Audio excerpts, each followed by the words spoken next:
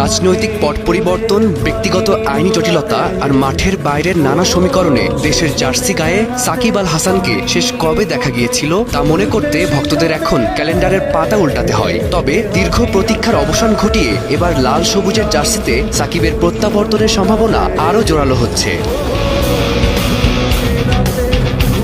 সাকিবকে ঘিরে গত কয়েক মাস ধরে যে ধোঁয়াশা তৈরি হয়েছিল তা কাটতে শুরু করেছে ক্রিকেট বোর্ডের ইতিবাচক মনোভাবে। বিশেষ করে 5ই আগস্ট পরবর্তী সময়ে দায়ের হওয়া মামলাগুলো নিয়ে সরকারি পর্যায়ে আলোচনার যে গুঞ্জন শোনা যাচ্ছে তা সাকিবের ফেরার পথকে সুগম করতে পারে।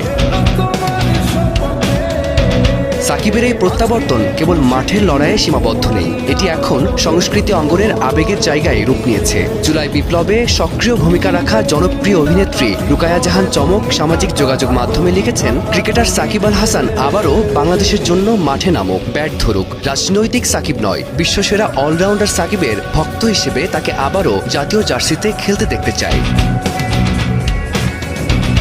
সব মিলিয়ে মাঠের বাইরের সব বিতর্ক পিছনে ফেলে সাকিব আল হাসান আবারও দেশে কিংবা বিদেশের মাটিতে বাংলাদেশের পতাকা হাতে নামবেন এমন এক নতুন অধ্যায়ের অপেক্ষায় প্রহর গুনছে দেশের ক্রিকেট অঙ্গন। মাঠের ভেতরে সাকিবের সেই জাদুকরী পারফরম্যান্স আর ভক্তদের অবিরাম চিৎকার, এই দুয়ের মিলন মেলা এখন সময়ের ব্যাপার মাত্র বলেই মনে করছেন অনুরাগীরা।